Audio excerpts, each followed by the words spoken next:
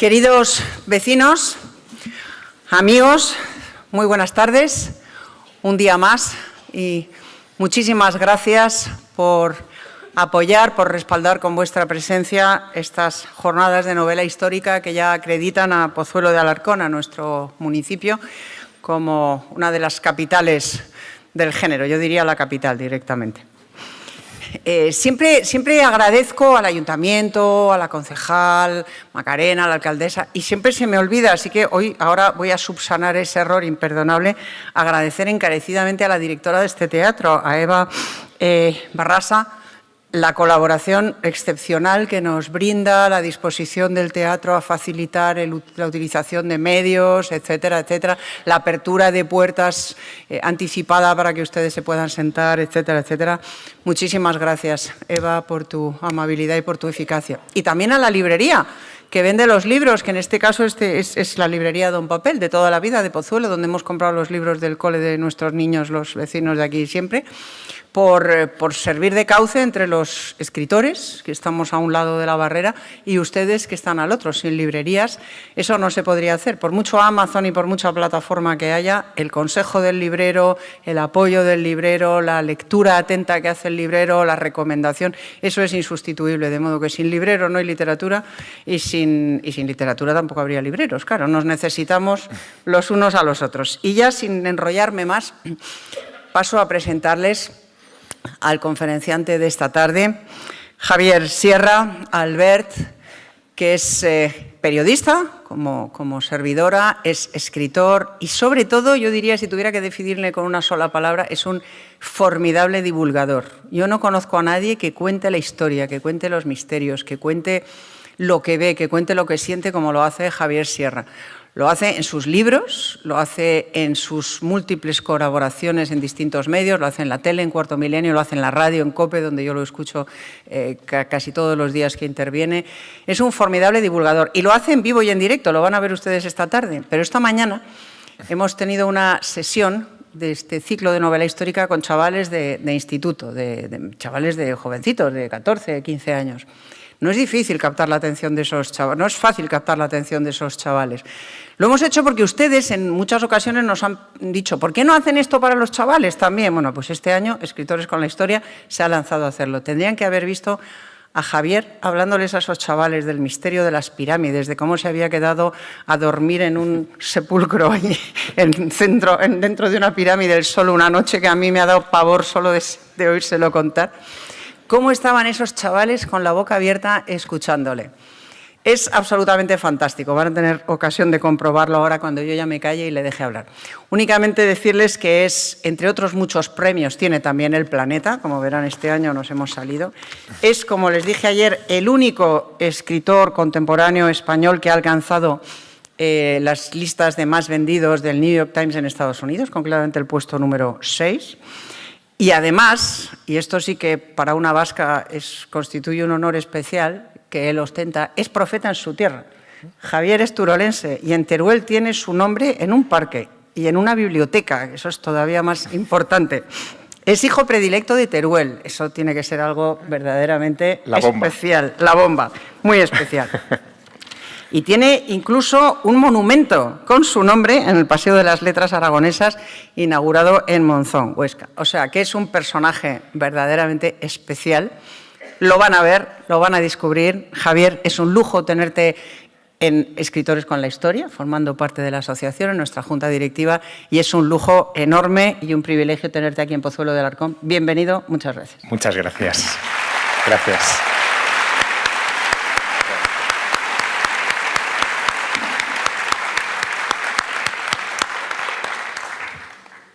Vamos a ver. Ay. Me han dicho que apunte lejos. Socorro. Ahí está. Perfecto. Bueno, buenas tardes. Muchas gracias, Isabel. La verdad que para mí es un honor formar parte de este grupo de escritores que es Escritores con la Historia. Es un proyecto que, en fin, ya lo conocen ustedes de las anteriores ediciones de este encuentro. Es un proyecto que impulsamos unos cuantos novelistas para defender el valor que tiene recuperar la historia y la importancia que tiene novelarla para hacerla accesible a todos los públicos, y parte de ese esfuerzo, desde luego, son estas jornadas de Pozuelo, que ya son un hito anual fantástico. No había podido venir antes a acompañarles por muchas razones, porque tengo una agenda un poco loca, porque otras veces estaba escribiendo, ahora estoy escribiendo un nuevo libro, pero vamos, quería hacer esta pausa para acompañarles y para acompañar a los chavales esta mañana que, en fin, me han dado una sesión maravillosa, ¿no? Y tú a ellos, y tú a ellos. Sí, de mucha expectación y mucha tensión, y yo creo que han pasado menos miedo que tú. Yo terror de imaginarte en ese agujero oscuro rodeado de escorpiones como Indiana Jones, mucho miedo. Bueno, lo que les voy a proponer no es una historia de miedo, pero sí es un misterio de la historia, y además un misterio de verdad. Aunque parezca novelesco lo que les voy a contar, forma parte de algo que nos va a llevar en los próximos minutos al siglo XVII, que es un siglo especial en la historia de España, ¿no? Es un momento en el que con Felipe IV, con el Rey Planeta, que es como lo llamaban, no porque hubiera ganado el premio Planeta, sino porque tenía posesiones en todo el orbe, con el Rey Planeta España llega a su máximo de territorios bajo el control de la Corona de España. Y en ese punto, en ese pináculo, pues ocurre lo que ocurre cuando uno, siendo ciclista, llega a la cumbre de una montaña, y es que al final empieza la cuesta abajo, ¿no? Y eso es lo que nos sucedió. Pero en ese pináculo a Felipe IV le ocurrieron muchas cosas. Es un momento de la historia que para este hombre tuvo que ser, yo diría que agridulce, y quizá más agrio que dulce, porque cuando uno está ahí arriba, no sé si ustedes lo han pensado alguna vez, cuando uno es rey, y es un rey como Felipe IV, las noches tienen que ser muy largas y muy solitarias, ¿no? La conciencia tiene que pesar mucho. Sabes que cualquier decisión, y más si te has educado en el catolicismo, como es el caso de este monarca, sabes que cualquier decisión puede influir en los destinos, para bien y para mal, de muchas personas. Y puede sucederte lo que le pasó a su antepasado, a Carlos I o Carlos V, que en un momento determinado tuvo tanto peso bajo la corona del imperio naciente, que decidió abdicar y retirarse a Yuste los últimos años de su vida, no porque le abrumara la gestión del imperio, sino porque él, como cristiano de pro, sabía que su alma estaba llena de pecado, había mancillado su patrimonio para la vida eterna, y decidió limpiar el alma e irse a aquel monasterio a purgarse, ¿no? Solamente se llevó algunas cosas, pero entre sus tesoros favoritos se llevó un cuadro de Tiziano, que hoy cuelga en el Museo del Prado, que se llama La Gloria. Es un cuadro espectacular, está a la entrada de la Gran Galería del Prado, en el que se ve al propio Carlos V entre todos los personajes de la Biblia. Ahí está Noé, está San Juan Bautista, está la Virgen y Jesucristo y Dios Padre en la parte superior del cuadro, pero está también San Jerónimo con su Biblia, en fin, están todos los grandes personajes del catolicismo, y en medio de todos ellos, Carlos V, cubierto con una sábana blanca, arrodillado ante Dios Padre y Dios Hijo y el Espíritu Santo, sin su corona, pidiendo permiso para entrar en la gloria, por eso se llama la gloria. Y Carlos V, los 2 últimos años de su vida, acudía todos los días a la iglesia de Cuacos de Yuste, que no sé si han estado ustedes, pero tiene un altar muy particular en alto, con unas escaleras que suben hacia arriba. Él se tumbaba boca abajo en esas escaleras, levantaba la mirada, veía el cuadro donde estaba él representado como muerto, pidiendo permiso para entrar en el más allá, y se recordaba la importancia de lavar el alma para que le dejaran pasar al otro lado. Pero junto a esa atmósfera pasan otras cosas. El hijo de Carlos V, Felipe II, era un rey que se rodea de astrólogos hay una carta natal del propio rey en el Escorial que se conserva, en donde está el vaticinio de lo que va a ser su reinado. Se rodea de alquimistas, se trae incluso a un mago inglés llamado John Dee para que fabrique oro con el que poder cumplir con los pagos del Escorial, y lo encierra en una de las torres del Escorial para que con su matraz logre transmutar un fiasco. Pero es que los siguientes que llegan, entre ellos Felipe IV, navegan en esas aguas de lo ultracatólico, pero también de lo supersticioso, de lo mágico.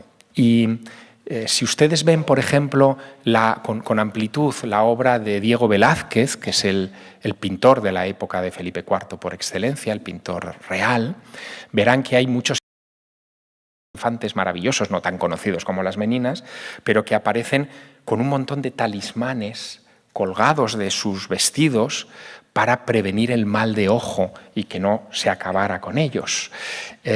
Hay quien ve incluso una especie de horóscopo en las propias meninas, ¿no? Donde, no sé si ustedes recuerdan el cuadro, al fondo de la estancia del Alcázar se ve al rey, a Felipe IV y a su joven esposa reflejados en un espejo, ¿no? Bueno, pues las figuras que hay alrededor, entre ellas Velázquez, forman un dibujo, se unen las cabezas, que es el signo de Capricornio. Y Capricornio es el horóscopo de la reina, de la joven reina, de la que esperaba toda España que le diera un rey varón, un hijo varón al monarca que heredara el imperio. Todo eran niñas. Bueno, le dio un rey varón que, claro, fue con toda propiedad el hechizado, ¿no? O sea, fue Carlos II. Bueno, ese es el ambiente. Hay más cosas como prólogo al viaje que vamos a hacer. No me resisto a contarles algo que también es muy madrileño. Saben ustedes que una de las aportaciones fundamentales del rey Felipe IV a Madrid fue el Parque del Retiro. El Parque del Retiro fue un proyecto del conde duque de Olivares que, para distraer al rey de las cosas políticas y tenerlo en otras cosas menos molestas, le construye un parque. Cuando se está haciendo el parque, corre por Madrid la maledicencia de que el parque es un hechizo, está encantado, es un encantamiento. Es época de encantamientos. El Quijote habla mucho de los encantamientos. Y esa cosa, en fin, circula, ¿no? Luego, era un rey que estaba muy, ¿cómo decirlo?, muy abierto a esas historias. Esto es importante que lo sepan para lo que les voy a contar. Es una historia que la voy a mezclar con mi propia experiencia de cómo me la encontré y que de alguna manera es una historia tan increíble que, en vez de contarla en un ensayo o en un libro periodístico, que es lo que me pedía el cuerpo cuando la escribí, porque yo entonces era un joven periodista, la tuve que convertir en novela. Me obligaron a convertirla en novela, de increíble que era, y así, además de periodista, nació un escritor literario, ¿no? Esa historia comienza con algo tan increíble como esto que van ustedes a ver aquí. Me voy a levantar, así lo voy señalando. Esto que ven aquí es una casulla, forma parte de una ropa talar, que se encuentra en las vitrinas de un convento de clausura en el pueblo soriano de Ágreda. Ágreda está a los pies del Moncayo, cerca de Tarazona, en la frontera entre Soria y Zaragoza. Es un pueblo de 3.000 habitantes y el convento de clausura es un edificio probablemente el más grande del pueblo, que se fundó en el siglo XVII. Lo funda una familia, fíjate qué historia también, en la que el padre y la madre, como no podían divorciarse, bueno, había divorcio, deciden fundar cada uno un convento. Hay que ingeniárselas. El padre funda un convento para chicos y se lleva a sus 2 hijos, y la madre funda un convento para chicas y se lleva a sus 2 niñas.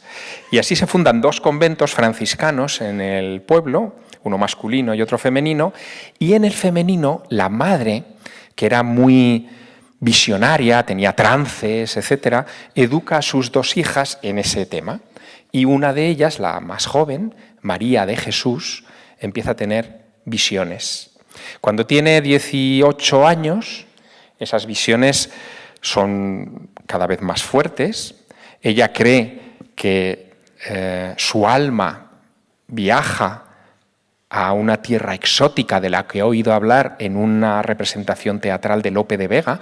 Lope hablaba de las Américas ya en aquel tiempo, y aquello era la gran novedad, era como hoy hablar de SpaceX, ¿no?, de los cohetes espaciales, pues aquello era la novedad del tiempo. Y la chica, que era, en fin, muy curiosa, se queda con esa historia y su alma se proyecta a esos lugares porque ha oído en la obra de Lope de Vega que se necesitan conversiones de todos esos indígenas que se acaban de encontrar los misioneros en el Nuevo Mundo.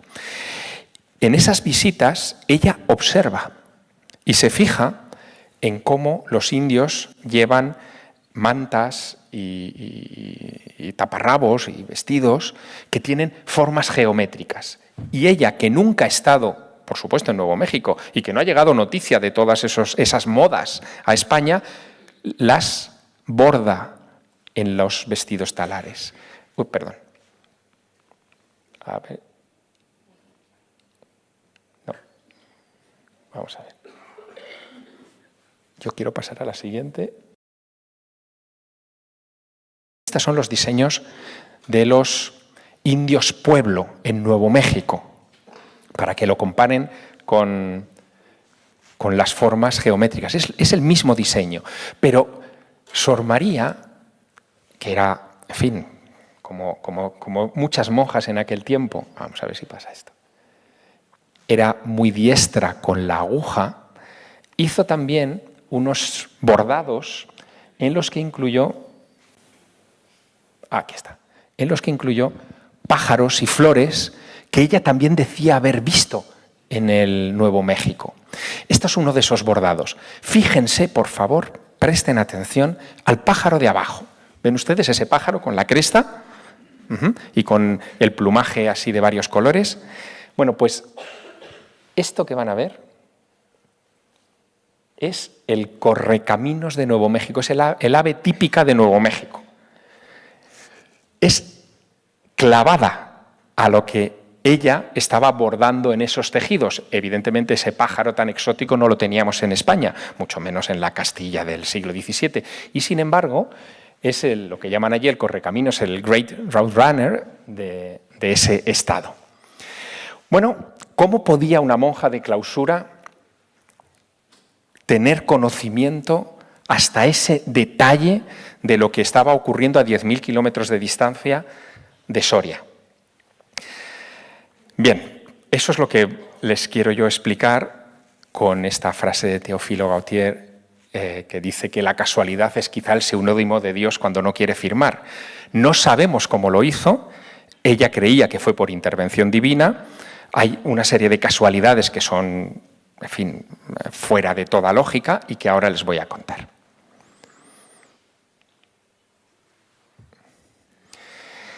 Verán, esta historia comienza en realidad a tomar cuerpo en el año de 1629. En 1629 la diócesis de México ya estaba muy asentada. Los españoles ya tenían aquello bastante controlado. El primer obispo, que además es vasco, era Fray Juan de Zumárraga, un personaje con un carácter extraordinario, que es el que asienta la fe cristiana en ese lugar. Pero les resulta muy difícil a Fray Juan de Zumárraga y a las tropas españolas controlar lo que pasa al norte, hacia lo que hoy son los Estados Unidos. Hay una ruta, que es la ruta real, por la que intentan hacer comercio con algunos pueblos, pero casi todos los encuentros con los indios nativos de esa zona acaban en desgracia. Los jesuitas, por ejemplo, se adentran en el estado y los indios de esa región los masacran. Tienen un montón de problemas. Los franciscanos deciden irse a lo que ellos llamaban Nueva España, que era la zona del Nuevo México actual, el Río Grande. Van con soldados y montan una expedición en 1629 de 29 franciscanos con un pequeño retén de soldados para explorar el Río Grande. Iban, perdónenme la expresión, acojonados, porque lo que les había ocurrido a los jesuitas había marcado un gran problema en aquel tiempo.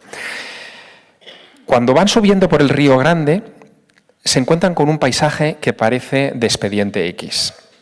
Lo que se encuentran son los indios que van saliéndoles al paso de distintos asentamientos, que les van a recibir. Algunos de ellos han atado con cuerdas unas cruces y salen como en procesión y les piden, por señas, porque no están hablando el mismo idioma, les piden el bautismo, les piden ser bautizados. Y los franciscanos, estupefactos con aquella historia, se asientan entre ellos, aprenden un poco el rudimento de la lengua, se buscan intérpretes y logran preguntarles a esos indios cómo es que les han salido al paso con esas cruces toscas y les piden el bautismo si no ha ido ningún español previamente por esas latitudes. Y los indios les dicen que desde hace unos años una misteriosa dama azul, una mujer vestida con hábitos azules, se les aparece. Bien, rebobinemos. 1629, una mujer sola, blanca, vestida de hábitos azules, está paseándose por Nuevo León. O es la Virgen de Guadalupe o no sé qué puede ser.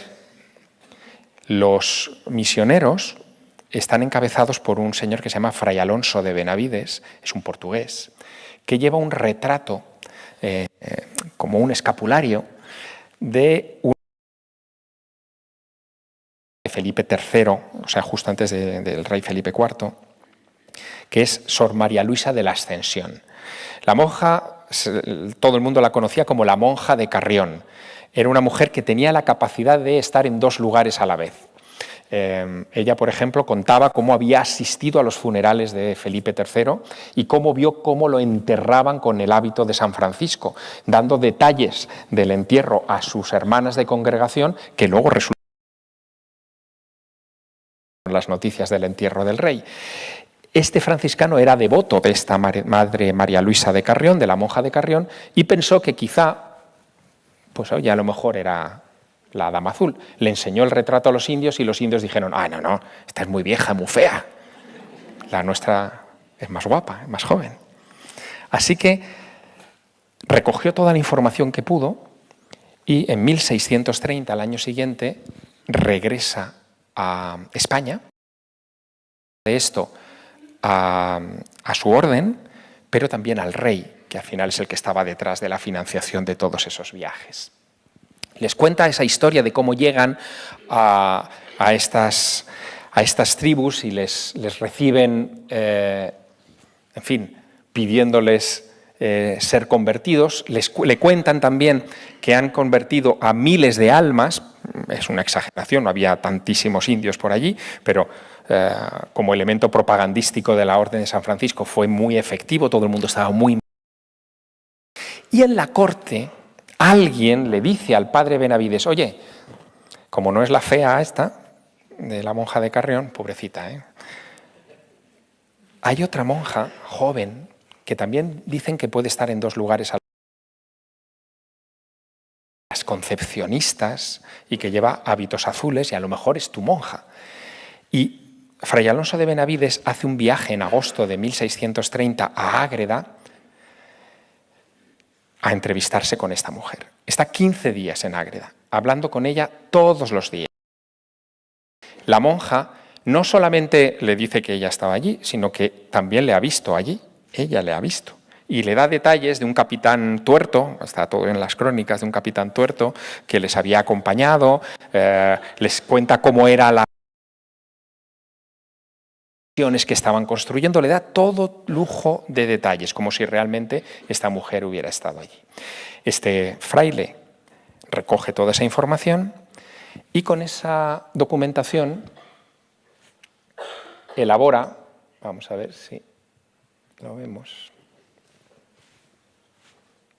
aquí está, elabora un memorial que impresiona tanto al rey Felipe IV que manda que se imprima en la Imprenta Real de Madrid. Es este documento, el memorial de Fray Alonso de Benavides, se conoce como el Memorial de Benavides. Hay muy pocos ejemplares. Yo consulté el que tienen en la Biblioteca Nacional, en donde encontré una descripción pormenorizada de todos los pueblos a los que iba este equipo de misioneros y cómo se iban encontrando con las trazas del paso de esta misteriosa dama azul.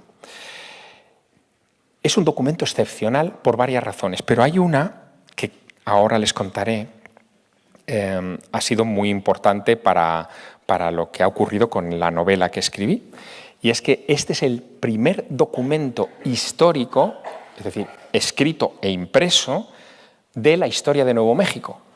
O sea, es la primera documentación a la que se agarran los nuevomexicanos como para decir nosotros somos tan antiguos como este documento. Es como una carta fundacional para ellos, ¿no? Pobre de mí, yo que vivía no muy lejos de Soria no me había enterado de nada de esto. Vamos a ver. Tecnología. Yo no sé si son las pilas. Sí, el otro día ya fallaba. Ayer. ¿Sí? Ah, ya fallaba. Ayer ya fallaba un poco. Bueno, aquí, por ejemplo, ven es simplemente para que vean un fragmento de uno de esos textos, ¿no? Conversión milagrosa de la nación jumana. Y allí se explica, en ese castellano antiguo bonito, cómo eran las aproximaciones de los franciscanos a los indígenas. Bueno, ¿cómo me encuentro yo esta historia? Esta es una historia que a mí en realidad me atropella. Yo no en ningún momento pensé que me convertiría en novelista y mucho menos que mi primera novela sería sobre una monja que está en dos sitios a la vez. Esto no estaba en mis planes. ¿Qué es lo que pasó? Bueno, en el año 91, yo tenía 20 años, y estaba trabajando, estaba haciendo la carrera, estaba estudiando Ciencias de la Información en la Complutense y a la vez estaba trabajando en la fundación de una revista que todavía hoy se edita, llega a los kioscos, que es la revista Año Cero. Yo era el pinche de la redacción, era el chaval más joven, pero, en fin, me encargaban artículos y cosas y les ayudaba en todo lo que podía. Me acababa de sacar el carné de conducir y, por lo tanto, lo que quería era quemar rueda y recorrerme España pues, detrás de cosas insólitas. Se me había ocurrido plantearle a mi director un reportaje sobre Sábana Santa, sobre la Sábana Santa. Hay un montón de copias de la Sábana Santa de Turín por España. Hay aproximadamente unas 30 en pequeños pueblos, en algunas catedrales importantes. Eran copias que se hacían generalmente en el siglo XVI-XVII y que nobles que visitaban Turín se la traían como recuerdo. Muchas de esas sábanas, como habían tocado la original, eran reliquias y las sacaban por Semana Santa. Y yo quería recorrer España y hacer un mapa, las cosas que se nos ocurren en estas revistas, un mapa de las sábanas santas de España. Bueno, yo tenía ese proyecto de reportaje, pero justo antes había publicado que es un reportaje donde entrevistaba a camioneros, taxistas, en fin, profesionales del volante que habían tenido experiencias de teleportación. No es como lo de Spock en Star Trek, pero casi. Gente que de repente está por una autopista de pago, entra en una niebla con un camión de combustible y de repente aparece en el otro lado de la autopista sin haber salido con el ticket de entrada, sin saber cómo ha sido eso, después de entrar en una niebla. Recogí varios de esos casos. Claro, esto daba para mucho, puede ser un despiste, pero esto daba mucho juego, ¿no? Y escribí este artículo. Y esto en el oficio lo hacemos. Ahora aquí iba a revelar un secreto del oficio. En el oficio, decía, lo hacemos mucho. Los periodistas somos unos ilustres ignorantes de todo. Pero, oye, como que nos da pisto el de repente citar cosas grandilocuentes y tal en algunos de los artículos. Y yo al final de este artículo, 20 añitos tenía, no había internet. Esto también es importante. Al final de este artículo yo menciono la historia de una monja que dicen que está en dos lugares a la vez y que le atribuyeron la evangelización de Nuevo México. En ese artículo, la historia de la monja la utilizo como el chimpún del artículo, que es ese último párrafo, evangelizar a distancia, y cuento brevemente lo que sabía de la historia.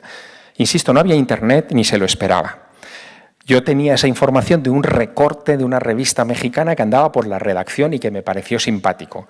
Cero comprobación. O sea, esto no lo pueden hacer los periodistas. Cero. Ni la Espasa fui a consultar a ver si existía este personaje. Cero. Nada. Simplemente lo incorporé al final del artículo. Y 3 días más tarde de publicarse la revista, mi director acepta que me vaya a buscar las sábanas santas por España. Así que me cojo mi coche, era el mes de abril, me cae una nevada en Soria, en La Rioja. Pues yo estaba en Laguna de Cameros, donde es un pueblecito de la Sierra de Cameros, donde hay una de estas copias de la Sábana Santa. Me cae una nevada de impresión que me hace quedarme en el pueblo.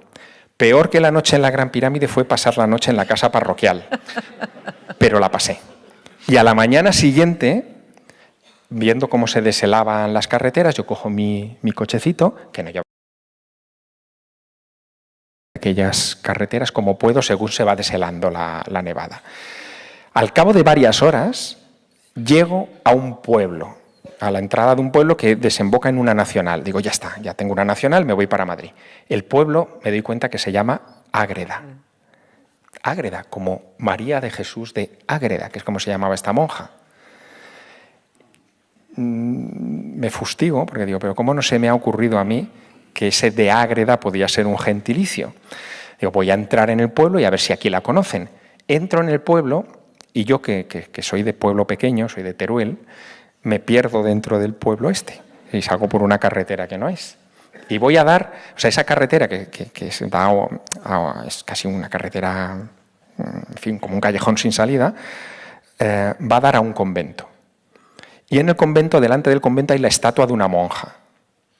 Yo me bajo del coche, voy a ver qué pone debajo de la estatua. Dice, a la venerable Madre Ágreda, con santo orgullo, sus paisanos. Digo, caray, ¿será esta? Bueno, no lo sé. Llamo al torno, Ave María Purísima, sin pecado concebida. Hermana, mire, que me he perdido y tal, y que ando buscando a una monja. Esto, ¿cómo se lo planteas a una hermana, no? Que estaba en 2 sitios a la vez. Y la monja detrás del torno me dice, ¡ay, hijo! ¡Nuestra fundadora! Me hacen pasar a un locutorio donde 2 hermanas, estas antiguas, con pinchos para no acercarte a las monjas, y me cuentan la historia de las bilocaciones de Sor María de Jesús a América. Yo me quedo tan impactado con esa coincidencia de ese Ágreda y acabar perdiéndome en el pueblo y llegando al convento, que ya me he olvidado de las sábanas santas y de la madre que los parió. Yo ya tengo un temazo, sobre todo cuando al final de la conversación con las monjas me dicen las monjas, hijo, antes de que se vuelva usted a Madrid y vuelva a nevar, pase a la iglesia y salúdela. ¿Qué? O sea, ¿cómo que salúdela? Pero ¿no me ha dicho usted que esta monja era de la época de Felipe IV? Bueno, pues allí la tienen, efectivamente, de cuerpo presente, incorrupta, en una urna de cristal, ¿no? Lo que me cuentan las monjas es que Sor María de Jesús de Ágreda no solo se bilocó a América, sino que estableció una relación epistolar de más de 300 cartas de ida y otras 300 de vuelta con Felipe IV. Es una de las correspondencias más increíbles del siglo de oro español. Una correspondencia en la que el rey Felipe IV le pide ayuda espiritual a la monja, pero en términos muy particulares. Cuando Felipe IV se queda viudo, le pide a la monja que baje al purgatorio a ver cómo está su mujer. Cuando el príncipe Baltasar Carlos muere, es el heredero de la corona y muere en Pamplona, dejando al reino sin rey futuro, muere con 17 años, es un gran drama.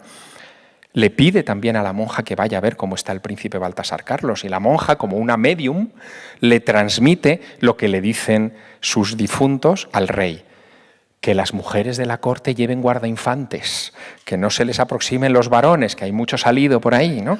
En fin, la correspondencia es absolutamente increíble. Yo no tenía ni idea de esto tampoco.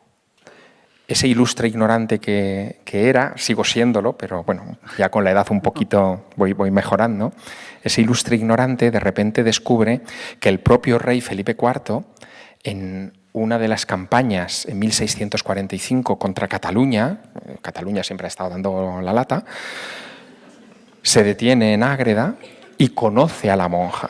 Se conocen a través de los mismos pinchos que yo había utilizado para hablar con las hermanas del convento. Y cuando yo reúno toda esa información, regreso a la redacción y le digo a mi director: mira, lo de las sábanas santas es una tontería. O sea, tengo una historia de una monja que está en 2 sitios a la vez, que predicó en Nuevo México, tal, le cuento toda la historia. Esto es un reportaje, vamos, de portada. Y el tío me dice, pero una monja, ¿eso a quién le va a interesar? Eso no vende. O sea, respuesta clásica de director. O sea, una monja no vende. Bueno, me pillé tal rebote, porque para mí era como la historia del siglo, que tenía 20 años, que dimití. Dije, ¿cómo? ¿Que no? O sea, que la monja no, pues yo tampoco. Dejé mi trabajo, que era mi primer trabajo, con mi primera nómina, en fin, dejé mi trabajo y me fui. Y me fui con la historia a la revista de La Competencia. Digo, bueno, si no lo quieren en un sitio, lo querrán en Más Allá. Fui a la revista Más Allá. Y en Más Allá me dije, la monja. Dice, pero mira, como hemos leído tus reportajes en La Competencia y vemos que viajas mucho y que te gusta y tal, ¿a ti te apetecería hacer un viaje internacional? Tú imagínate esto con 20 años. Hombre, vamos. Digo, ¿cómo? ¿Ya? O sea, ¿a dónde me mandáis? Pues mira, es que hay un congreso de ovnis en Nuevo México. Sí, ustedes ríanse, pero yo lo que sentí fue un escalofrío, porque digo, pero ¿cómo? O sea, de todos los rincones del planeta me van a mandar a Nuevo México. Claro, por supuesto le dije que sí, que me iba a Nuevo México. Me fui a Nuevo México, cubrí informativamente el Congreso de los OVNIs, pero por supuesto me fui a buscar a la monja. Y fue un primer viaje, luego vinieron más detrás de la monja. Bueno, este fue el día que llegué a Ágreda con un amigo, nos cayó esa nevada que les decía que nos dejó aislados. Claro, yo iba con este bólido, que en fin, a punto estuvo de costarnos la vida en alguna de esas carreteras. Ese soy yo. Ese soy yo. Es que uno empeora, ¿verdad? Con el tiempo. Claro, ese es el chico que estaba a punto de dimitir y no lo sabía, ¿no? De su primer trabajo. Y este es el convento, con la estatua de la monja que les decía, ¿no? Bueno, estos son los escenarios de ese drama, y esta es la monja incorrupta que tienen allí en la iglesia, ¿no? Bueno, en ese viaje a Nuevo México me encontré cosas que no esperaba. Por ejemplo, me encontré que en Nuevo México hay una zona del estado que allí llaman la monja arrodillada. Toma ya. La monja arrodillada, en realidad, no sé si les alcanzará la vista. Es esa roca que ven ustedes al fondo, esa montaña, ven que hay justo en el borde del precipicio como un pináculo. Bueno, pues ese pináculo allí parece que tiene aspecto de monja y lo llaman la monja arrodillada y da nombre a toda la región. Me encontré también con las misiones que la monja de Ágreda había visto en la distancia. Y me dediqué a una investigación que fue una locura, porque las crónicas decían que la monja, en esos viajes a Nuevo México, había repartido cálices y rosarios a los indios. Cuidado, esto eran palabras mayores, ya no era una visión, que les había dado algo físico. Los rosarios es difícil de rastrear, pero los cálices, como cualquier objeto en fin, de joyería, tienen una marca de joyero. Si yo encontraba un cáliz con una marca de joyero de Soria, ya, o sea, a mí me daría algo. Y me dediqué a buscar en todas las parroquias del Río Grande antiguas los cálices y buscando las marcas de joyero. No se pueden ustedes imaginar la cara que me ponían los curas cuando llegaba allí de España. Digo, mira, que vengo de España, que me enseñe los cálices. Y cuando tenía que justificar por qué quería ver aquello. Bueno, me traje un montón de cálices, ninguno era de Soria, pero había una clave detrás de esta historia. Estas bilocaciones se producen en un periodo que va más o menos de 1625 a 1630, ¿no? En ese periodo de 5 años.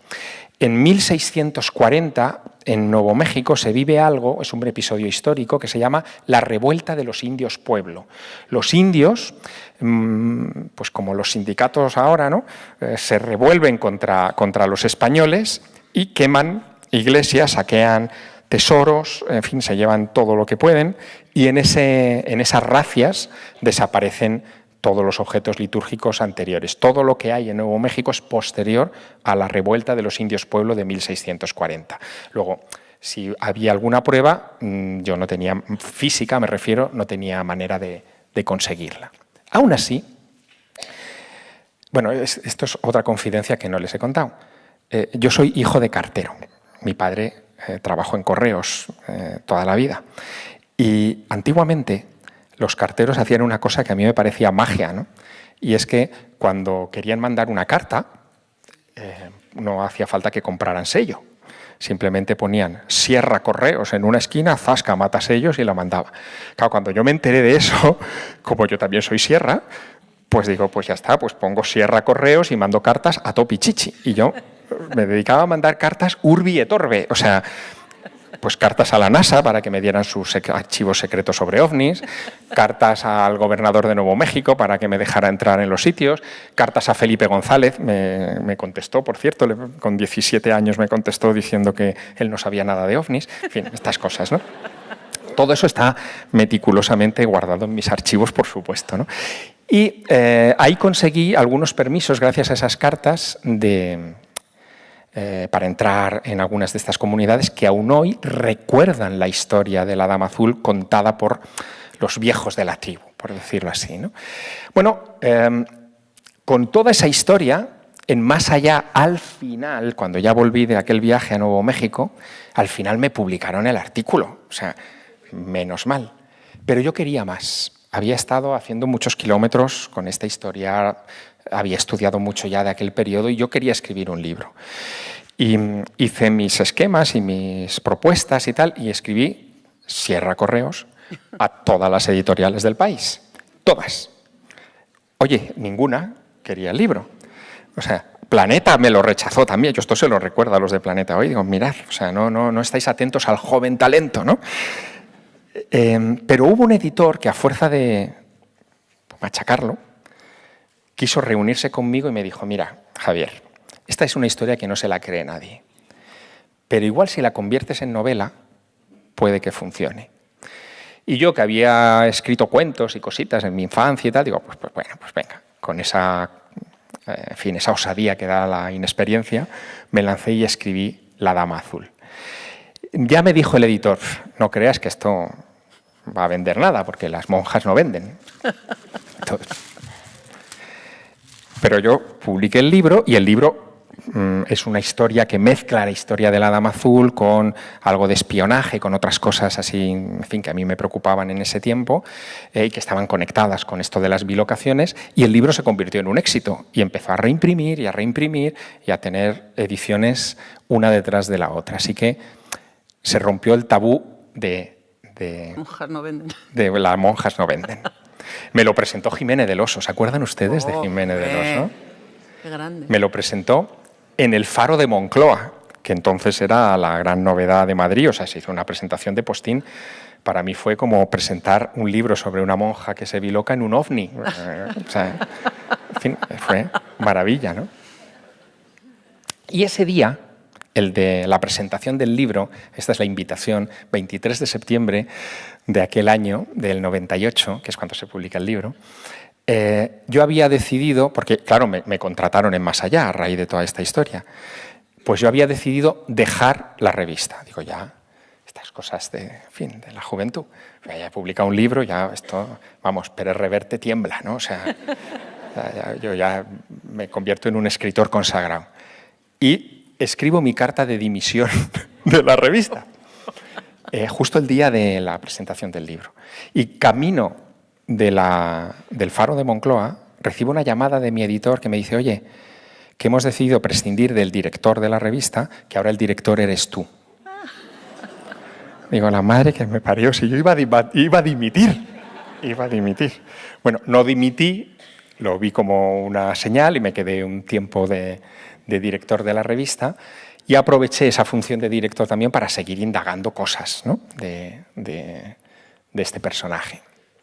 El día que se presentó el libro, digo porque todo esto son como señales, la palabra bilocación aparece en los medios de comunicación. No es un término muy común, pero es que, date la vuelta porque te vas a reír, es que Ardanza apareció ese día en el telediario de Antena 3 y en el de Televisión Española, y en los dos sitios pusieron directo. Coño. ¡Qué bueno! Claro. O sea, claro, ríanse, pero nadie hablaba de bilocación en España. Y de repente, el día que se presenta mi libro, bueno, no era trending topic porque este término no existía, pero era el tema de moda, ¿no? En fin, lo vi como una señal. Luego he ido recogiendo informaciones en fin, el término bilocación, ¿ves? En las campañas electorales ya ha aparecido la monja de Ágreda como elemento electoral, ¿no? O sea, algo estaba cambiando respecto a este personaje olvidadísimo de la historia de España. Y luego vinieron las ediciones internacionales de la obra. El libro ahora mismo está publicado en 30 países, algunos muy raros. Esto creo que es la edición de Estonia. En algunos lugares, como aquí, de repente me invitan a presentar el libro, a hablar de una monja de Soria que se biloca en un país extranjero. Créanme que es una experiencia extrasensorial. Yo no sabía por qué me habían invitado a hablar de este personaje y de Felipe IV en Estonia, hasta que descubrí que, esto también es para que se rían ustedes, uno de los patrocinadores de este congreso era una cerveza que se llama La Monja Azul.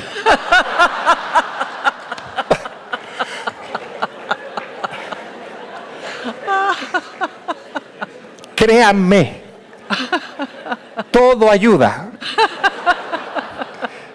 Hasta el punto de que llegó el momento en el que abrí un diccionario de casualidades de cosas que estaban pasando con la monja azul. Y algunas eran sorprendentes, ¿no?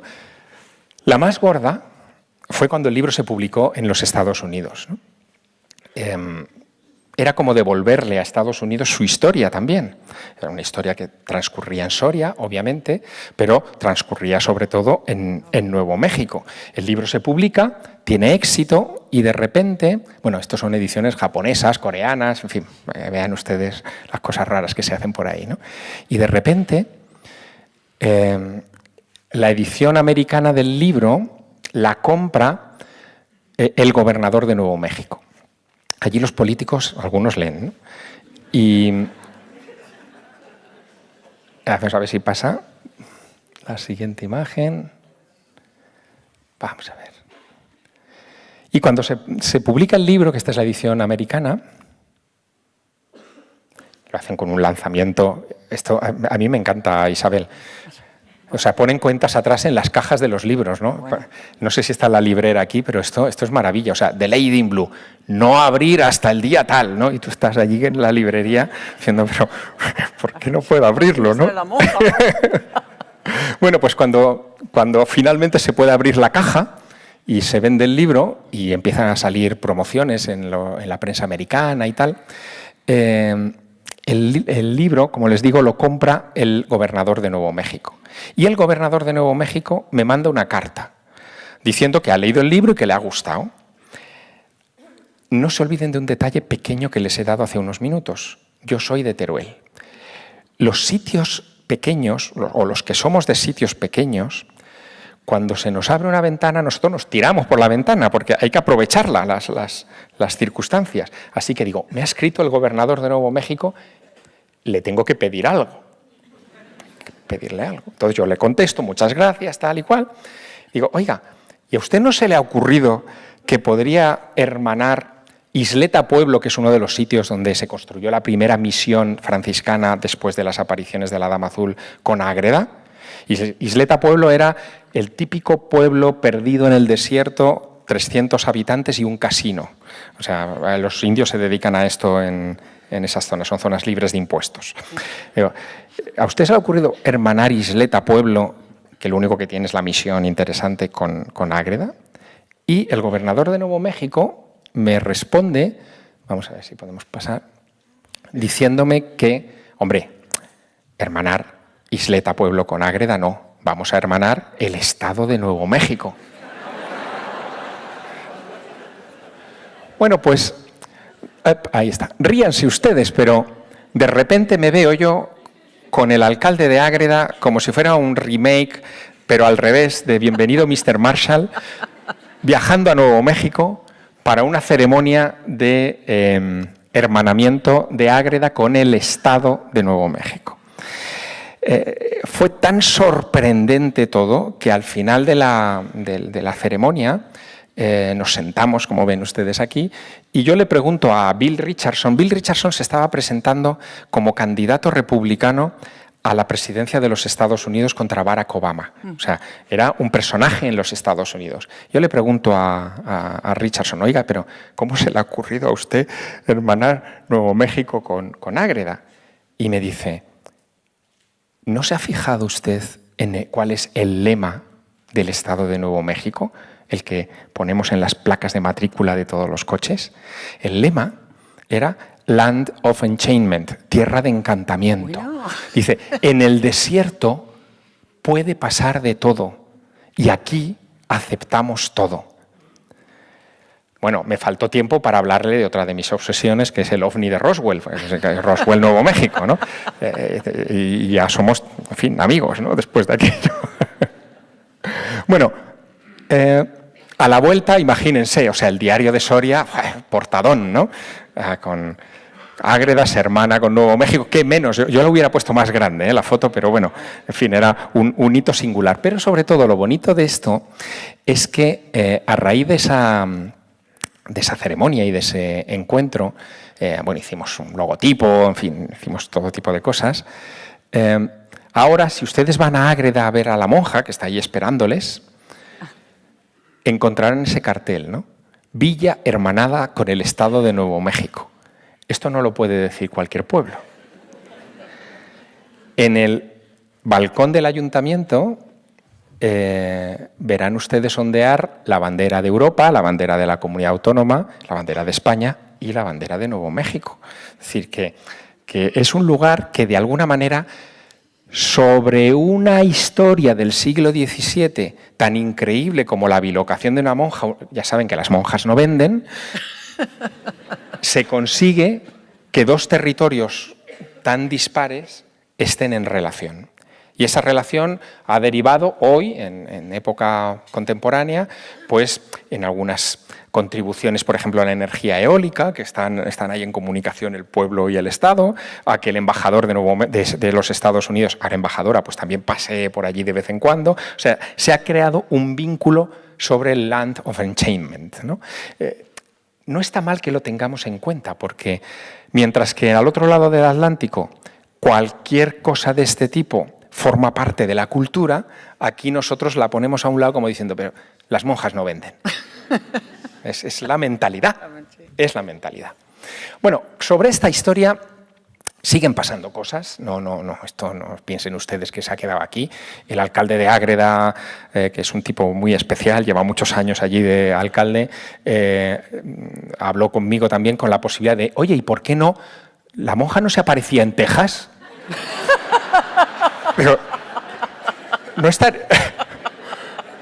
estaría bien que el estado de Texas, digo, bueno, pues vamos a la conquista del oeste, ¿no? Y la conquista está siendo más lenta, la de Texas. Claro, es un estado con menos imaginación y más petróleo, pero ya hay cosas, ya hay zonas donde se apareció la Dama Azul que de repente han firmado protocolos, se lo pongo porque esto es bonito, O sea, el Ayuntamiento de Pozuelo, por favor, o sea, miren qué sellos ponen a las cosas, ¿no? O sea, pues allí el ayuntamiento de este pueblo, que se llama Goliath, que es uno de los lugares donde se aparecía la Dama Azul, ya han hecho el Ágreda Spain Appreciation Day, ¿no? ¿Y esto qué quiere decir? Pues que cada 23 de marzo celebran que Ágreda y Texas tuvieron un puente aéreo. Hay más cosas que no me resisto a transmitirles porque lo que quiero decirles, a diferencia de lo que les contarán seguramente en estas jornadas, lo que quiero decirles es que una novela histórica, y la mía en parte, buena parte lo es, sirve también para construir futuro. No solamente es el reflejo del pasado, sino que también puede servir para que nos demos cuenta de dónde venimos y queramos trazar un camino hacia el futuro, hacia el mañana. Y eso es muy poderoso con la literatura. Bueno, ven, hay más cosas, ¿no? Más lugares donde, en fin, el Estado de Texas, la oficina del secretario de Estado, saluda a Sor María Jesús de Ágreda. Esto es maravilla, ¿no? Maravilla. Hay un monumento junto a uno de los ríos en San Ángelo en el que hay un franciscano bendiciendo a un indio ahí arriba y debajo una placa donde cuenta que en ese lugar se apareció la monja de Ágreda. Pero la placa era poca cosa, y se les ocurrió que esto de la monja había que celebrarlo todavía más, ¿no? Y bueno, es que, a ver, es la patria de Disneyland, ¿no? Así que se pusieron en contacto con el Vaticano y le dijeron, vamos a ver, ¿cómo es que esta señora no es santa? ¿Qué pasa? Bueno, lo que pasa, y este es otro avatar histórico, es que Sor María de Ágreda es conocida en la historia por haber recibido una revelación de la Virgen y haber escrito una vida de la Virgen María en 8 tomos, en la que cuenta muchas cosas de la Virgen que obviamente no están en los Evangelios. Entre otras, gracias a esos escritos de la monja de Ágreda, se asienta en España la leyenda de que Santiago, el apóstol, vino a España, se le apareció la Virgen en la basílica, lo que hoy es la Basílica del Pilar, y cuenta toda digamos, el recorrido del apóstol y de los varones apostólicos por España, y lo cuenta con mucho detalle. Pero además defiende la monja de Ágreda en la época en la que publica el libro se publicará justo un año después de su muerte, en 1667, defiende la Inmaculada Concepción de la Virgen. Ella era concepcionista, ¿cómo no? Pero la Inmaculada Concepción entonces no era dogma, y por lo tanto había un debate brutal con aquello. Y en ese debate no solamente estaban las monjas, también había intelectuales como Juan Duns Escoto, y estaban bajo la atenta mirada del Santo Oficio. Y la monja fue interrogada 2 veces, en 1635 y en 1650, por la Santa Inquisición, por el Tribunal de Logroño. En esos interrogatorios, que gracias a Dios se preservan, la obsesión de los inquisidores es saber cómo hacía ella para volar a Estados Unidos sin pagar billete. Y lo que cuenta la monja es muy astuto porque, claro, depende de lo que respondas, eso puede ser una intervención un poco sospechosa, ¿no? Puede haber diablos. Piensen ustedes, por ejemplo, en ese pasaje del Quijote en el que Sancho y el ingenioso Hidalgo montan en Clavileño, que es un jamelgo que vuela, ¿no? O piensen ustedes en la historia del Marqués de Villena, que era muy famosa entonces, que es un tipo que desde Castilla logra volar en una nube misteriosa a Roma y presencia el saco de Roma. Todo esto eran demonios. ¿Le habían puesto los demonios un avión a Sor María de Ágreda? Esto había que despacharlo. Y en esos interrogatorios se pone especial énfasis en esto, en los vuelos de la monja. Y la monja dice, yo recibo esa información, pero quien se presenta allí debe ser un ángel que toma mi figura. Yo no soy responsable de eso. Y con eso evita que la incriminen o le recriminen nada. Bueno, esto no lo saben en Texas, así que le piden al Vaticano cuentas. La monja ha intervenido en la vida política española mucho y, por lo tanto, a la hora de un proceso de beatificación, pues hay sus sospechas y sus cosas, ¿no? Le pasa lo mismo a Isabel la Católica. Isabel la Católica debería ser santa hace tiempo, no es santa por todas estas, en fin, vises políticas del personaje.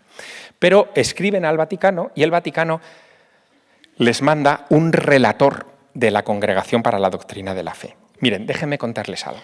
Yo en mi próxima vida, si hubiera reencarnación, quiero ser relator de la doctrina de la fe, porque es lo más parecido a Fox Mulder de Expediente X que existe.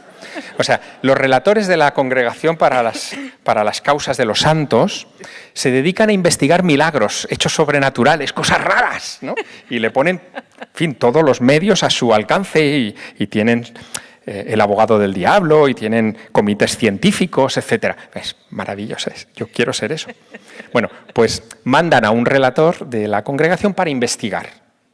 Es la primera vez que ocurre desde la época de la monja. Y cuando este hombre va a San Angelo buscando pruebas, oye, encuentran una cosa. No es un cáliz, que es lo que yo buscaba, no hay un objeto físico, pero tampoco hay documentos, no hay escritos, los indios no escribían, pero los indios ¿saben lo que hacían? Pintaban grafitis. O sea, hay muchos rock art, lo llaman allí, ¿no? Muchos petroglifos sobre las piedras de esa región. Y localizan, a ver si lo podemos ver, localizan este petroglifo debajo de una roca. No sé si lo aprecian bien, es una cruz y al lado hay como un monigote con una cabeza que parece una señora. ¿Es la Dama Azul? Bueno, el Vaticano no se ha pronunciado, pero se ha llevado esta información para el proceso. El proceso va muy lento, se ha detenido varias veces. No solamente es el tema político, sino también son los cuartos. O sea, todo eso es un proceso costoso y les cuesta a las monjas reunir la financiación suficiente para pagar todos los costes de algo así. Pero bueno, está en Roma. Vamos a ver si podemos pasar la siguiente. Bueno, se podrán ustedes imaginar eso, los problemas que hay con el proceso. Esto simplemente son algunas notas de prensa para que vean cómo es el tema. Pero sí que quiero que vean lo que han hecho en San Angelo después de ese monumento raquítico que les he mostrado. Han decidido encargar una buena estatua, que es esta que ustedes ven aquí, de una monja, es la Dama Azul, entregándole una cruz a una niña india. ¿La ven? Bueno, el artista que ha hecho la estatua es el que hace ahora las estatuas de los presidentes de los Estados Unidos para las bibliotecas nacionales. Es decir, que, en fin, es un artista de renombrado prestigio y bueno, ha conseguido hacer esta figura que hermana de nuevo a Texas con España, ¿no? Con Ágreda. En este interín, y con esto termino, se han ido descubriendo cosas. Por ejemplo, en Zamora hay una iglesia del siglo XVII que, restaurándola hace unos años, descubrieron que el techo es una techumbre estilo mudéjar, fue hecho por nativos a los que adiestraron en Castilla, y encontraron, al limpiarla, que en la parte superior de esta techumbre habían puesto unas cabezas de indios, que son esas, y en una de las vigas, vamos a ver si lo vemos, hay como un grafiti en el que se vuelve a ver una cruz, como en el grafiti de Estados Unidos, y una señora abajo, ¿no? Y han interpretado que puede tener alguna conexión con la manera en la que los indios pudieran representar esas visiones de la dama. No deja de ser interesante. Esto yo, claro, ya aprovechando el tema, se lo mandé al Vaticano para que lo sumen al dossier. Le mandé un libro al Papa Francisco, pero no me ha contestado. Ese sería el graffiti, y eso es así para que lo vean ustedes, de la señora, y eso sería una de las clásicas esculturas, que hay algunas bonitas del tema.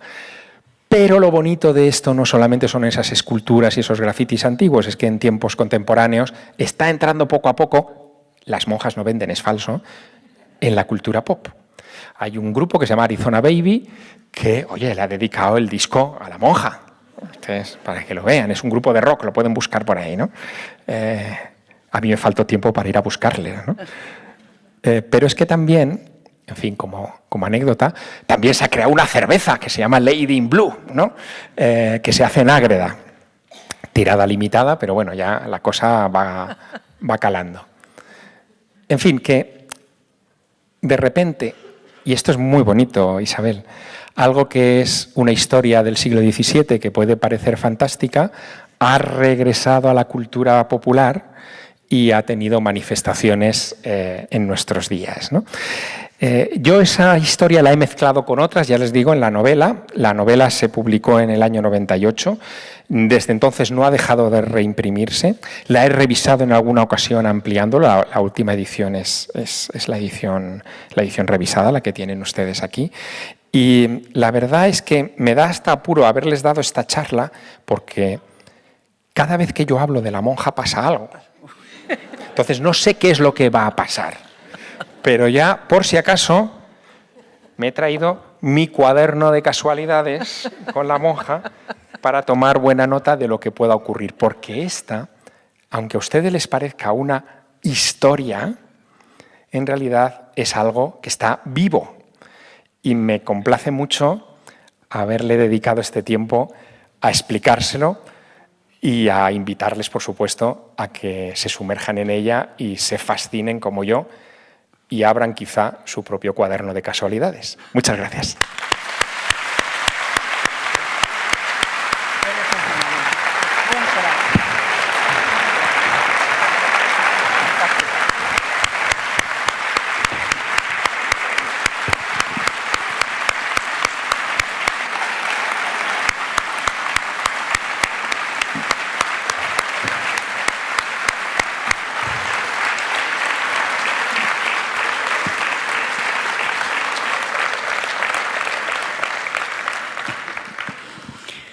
Bueno, como verán, no les he engañado, ¿eh?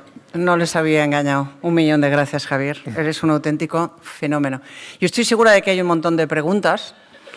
Tenemos tiempo a lo mejor para 3, 4 máximo, si son rapiditas. Y mientras se levanta la primera mano, yo aprovecho y me cuelo.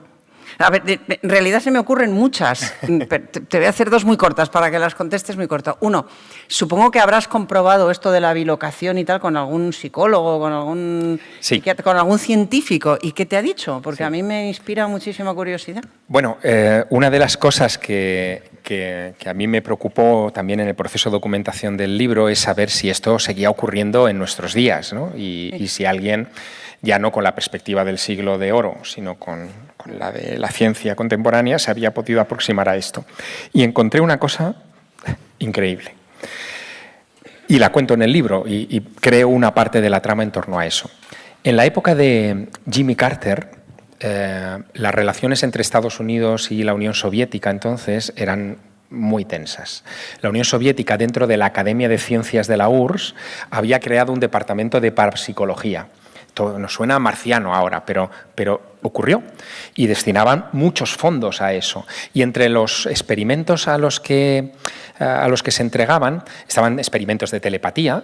Querían comunicarse, por ejemplo, con submarinos de la flota soviética con un tío en Moscú sin necesidad de radio, o mover objetos a distancia, o provocar, fíjate qué historia, provocar viajes astrales como salidas del cuerpo y enviar a ese Vladimir que sale en viaje astral pues al despacho oval para ver qué hace el presidente, ¿no? Entonces, los americanos saben de esto por sus servicios de espionaje. Todo esto está documentado, o sea, son documentos desclasificados, no me invento nada. Se quedan tan acojonados, perdónenme otra vez la utilización del verbo, que deciden llenar los silos de misiles en esa época con globos de helio con la cara del Pato Donald y de Mickey Mouse para que cuando Vladimir vaya a los silos de misiles de helio y vuelva a Moscú le diga a su supervisor, he visto al Pato Donald al lado de un misil. Y le diga, vale, chaval, o sea, estás... ¿En serio? Sí. Entonces, pero espera, porque la historia es todavía más interesante. Los americanos se ponen las pilas y quieren tener su contrapartida. Ahí dedican, estamos hablando de los años de Carter, dedican $20 millones, que era un dineral, a la investigación paranormal. Crean un departamento en Fort Meade. Fort Meade son unas instalaciones militares, el cuartel general de la Armada cerca de Washington. Destinan unos barracones a eso y buscan a soldados que tengan problemas de sueño, problemas de percepción, visiones, tal, y los meten allí y los someten a un experimento. Han descubierto que hay un ingeniero de sonido, esto también es real, se llama Robert Monroe, se llamaba, que él sufría salidas de estas del cuerpo, ¿no? Él se echaba la siesta después de comer y en el sofá y tal notaba cómo se salía del cuerpo y se veía desde arriba y el hombre pensaba que tenía un tumor en el cerebro o algo por el estilo, pasó por todos los médicos, nadie le dijo nada, pero empezó a jugar. Dice, hombre, como ya me salgo, en vez de quedarme viéndome a mí, que ya me conozco, me voy a ver qué hace la vecina. Y ve lo que está haciendo la vecina a la hora de la siesta y luego se lo cuenta a la vecina y la vecina estaba haciendo eso. Y dice, ¿esto qué me está pasando? ¿Qué es? Y se da cuenta, ese ingeniero de sonido, les decía, que cada vez que él salía notaba como una especie de vibración. Entonces trata en su mesa de mezclas de sintetizarla y crea unos sonidos que los coloca a su mujer, a su hijo y tal. Dicen, dormíos con esto en las orejas. Y la familia empieza también a salirse del cuerpo con esos sonidos. Y patenta, es América, patenta el método y crea un instituto para que la gente se salga del cuerpo. Esto es así, o sea, estas cosas no nos las cuentan, nos aburren con la transición y con estas historias. Patenta ese método y la inteligencia militar americana lo descubre y dice, oye, que te compro la patente, y la empieza a aplicar a los soldados. Y los soldados empiezan a salir del cuerpo y hacen experimentos como cuando te salga, o sea, mientras estás en trance, o sea, estás paralizado y tal, con los cascos, te mandan unas instrucciones por cascos diciendo, ahora vete a 30 grados latitud norte, 50 longitud sur, tal, le dan unas coordenadas y el tipo manda su doble astral a esas coordenadas y dice lo que ve. Hacen experimentos con bases y con cosas militares de ellos para comprobar que funciona y funciona. Y lo hacen también para espiar a los rusos y les va funcionando.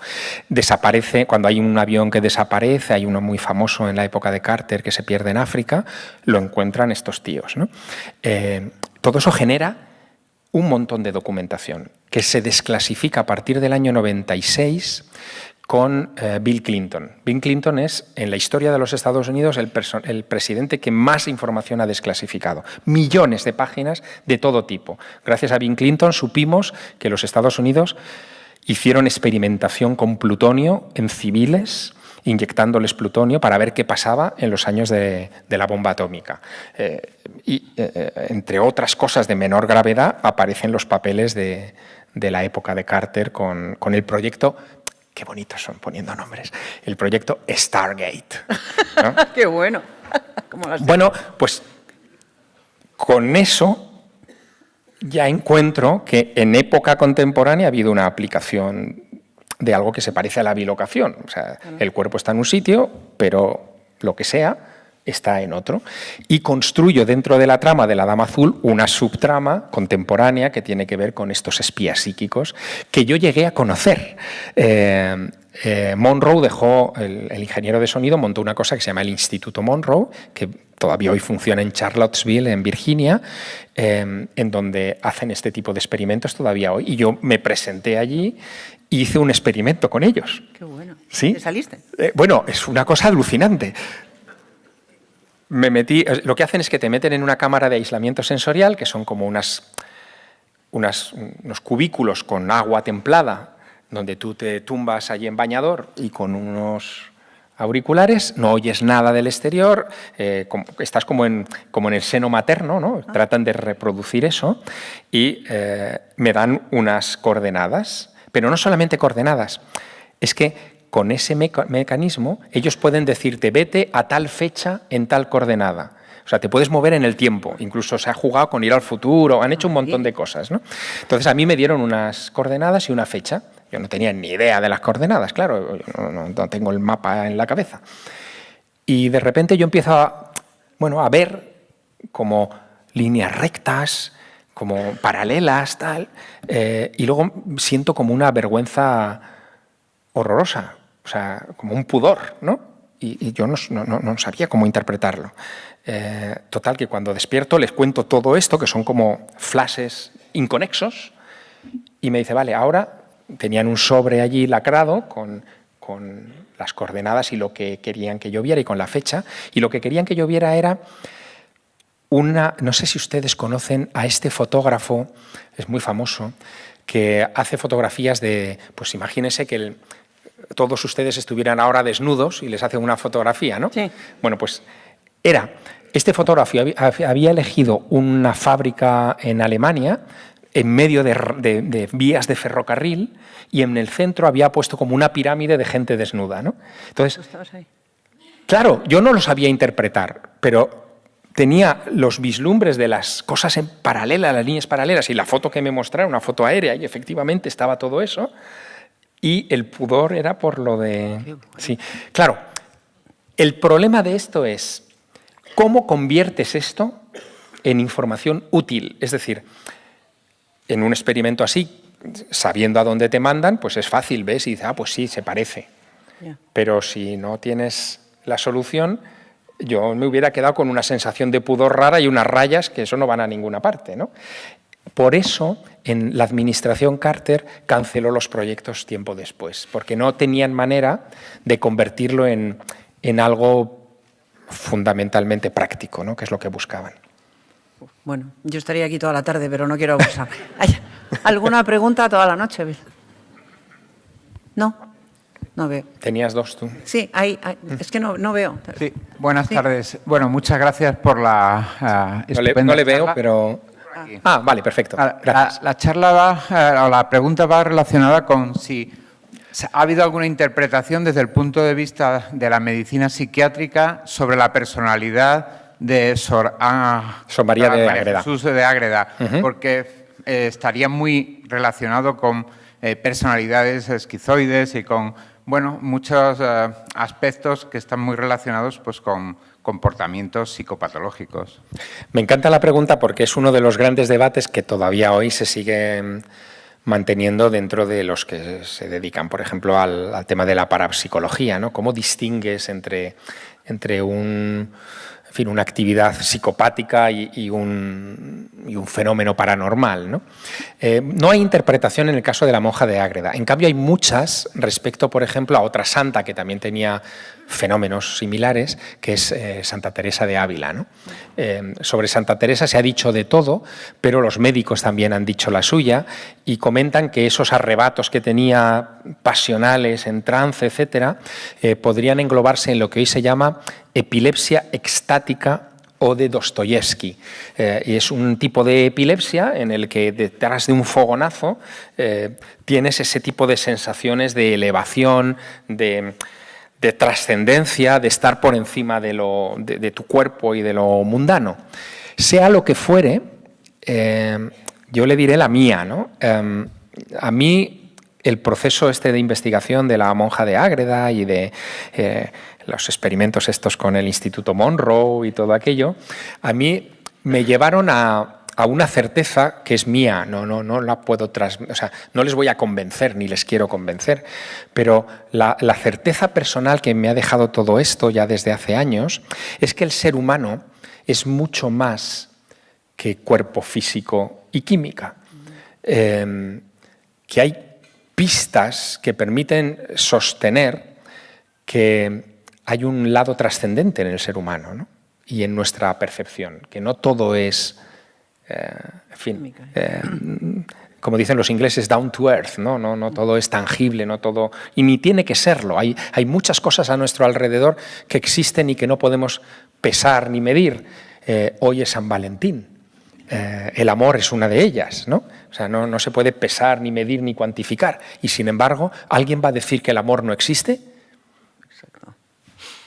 Bueno, pues esa es la conclusión que a mí me vale, porque me da algo que es importante en toda época, pero más en esta.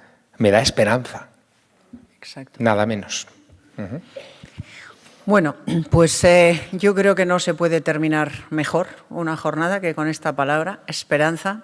1 millón de gracias, Javier. Amenazo con volverte a traer el año que viene. Bien. Creo que estarán ustedes de acuerdo.